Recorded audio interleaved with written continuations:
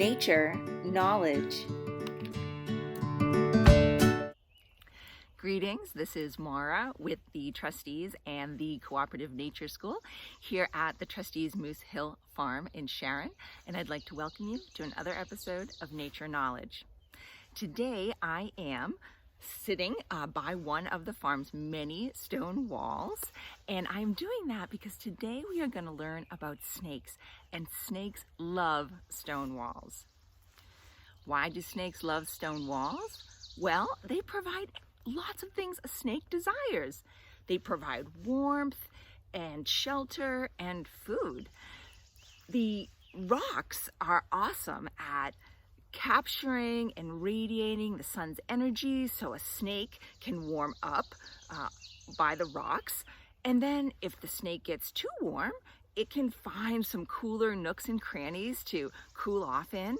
Plus, these stone walls are full of insects and slugs and rodents, which snakes love to eat. Our local snakes live in a wide range of habitats.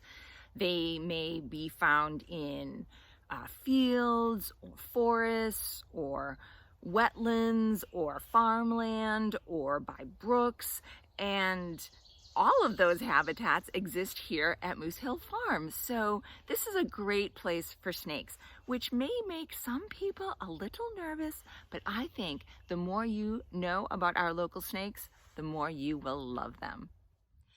One snake I know my nature school friends have seen here at Moose Hill Farm is the eastern milk snake, which I want to ask, now, do milk snakes drink milk, my friends? No. But milk snakes are often found where cows are found.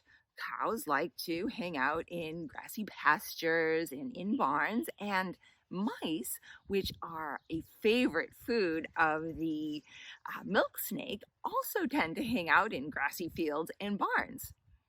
I know my nature school friends have seen milk snakes by the farm's pastures, like behind me, and also one time we saw one hidden under the patio stones warming itself, which was very cool because milk snakes tend to be nocturnal. Now, milk snakes are not aggressive.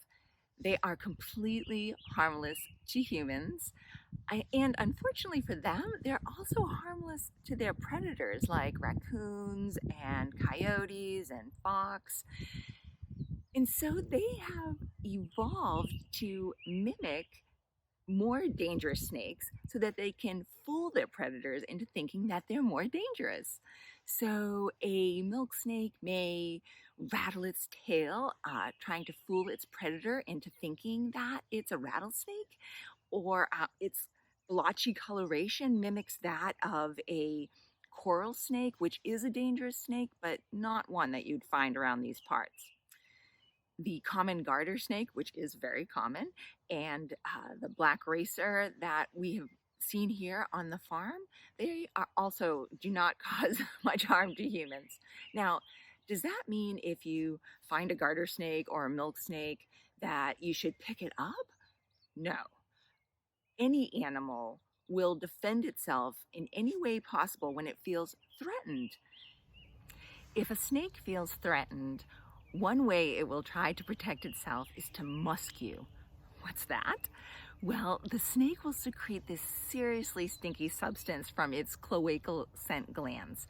And just FYI, cloaca comes from the Latin term meaning sewer. Almost all the 14 different species of snakes we have here in Massachusetts are harmless to humans. Almost all of them are non-venomous. Venom is a toxic fluid that some snakes will use to hunt prey or to defend themselves. The only two venomous snakes we have here in Massachusetts are the timber rattlesnake and the copperhead. Now, those snakes are so rare that they have been determined to be endangered, so there's not a lot to fear. In fact, snakes have lots of very cool features to love.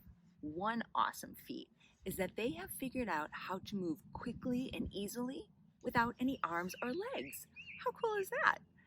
It turns out that the scales that cover a snake's body, if that you rub one way, it's smooth, but if you rub the other way, there's friction.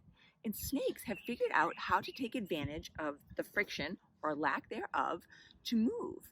And we also assume that snakes are flat to the ground, but they're not. They'll press up parts and push down at others, distributing their weight just like we do when we want to run. So we're not all that different. I think most of my nature school friends know that snakes shed their skin. In order to grow, they have to shed the skin. And we've found skins on the trails here at Moose Hill Farm, like this fine example of one. But how do they shed their skin? When I change my clothes, I have to use my hands. How does a snake do it? Well, the snake will take its head and burrow it into the ground or something else that's hard so that the skin will split and start to peel, and then it will slither out using those cool moves that we just talked about.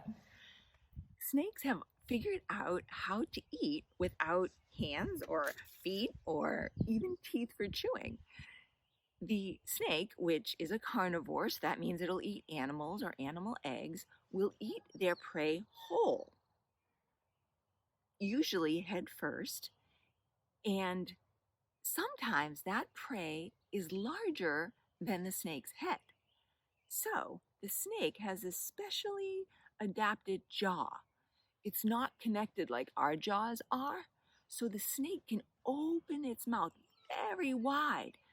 Imagine if you could open your jaw wide enough to eat a watermelon. Another very cool snake adaptation is their sense of smell. It's like a serpentine superpower. The snake, sure, it has nostrils like other animals and it uses those nostrils, but that's not enough for the snake.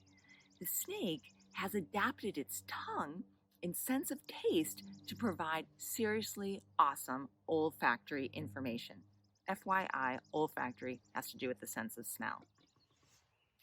Now, a snake's tongue can't actually taste or smell, but it can pick up lots of chemical information. And that forked design enables it to collect that information from all directions, which is really awesome. After the snake sticks its tongue out, it'll bring its tongue back into its mouth, and those chemicals will mix with fluid, and then the snake will put the tips of its tongue into two holes in the top of its mouth, in the roof of its mouth. Those holes are part of a smelling, tasting organ, sometimes called Jacobson's organ. And the organ provides excellent information to the snake so it can detect prey or even find a mate. And here is a fun fact. You have a Jacobson organ too. Yes, so I bet you are right now using your tongue to find those two holes on the roof of your mouth. Well, I'm sorry to say, yes, your Jacobson's organ is in the roof of your mouth, but you cannot feel it with your tongue. Sorry. So I mentioned that the snake's sense of smell helps it find prey and a mate, and that's part of the reason why so many of my nature school friends have been reporting sightings of snakes during this time. Snakes come out of hibernation in spring, and when they come out of hibernation, they are hungry. So they are looking for prey, and this is also the time where they are looking for mates. So you may find a lot of snakes active at this time. Plus, the weather in spring can still be very cool, so you may find snakes basking in the sun this time of year. Well, my friends, I hope you enjoyed learning about snakes and all the many things there are to love about them. They are one of the many, many things that make Moose Hill Farm a special place, and I invite you to come and see for yourself. That's it for this episode of Nature Knowledge. Now that you have the knowledge, I encourage you to explore and let me know what you discover.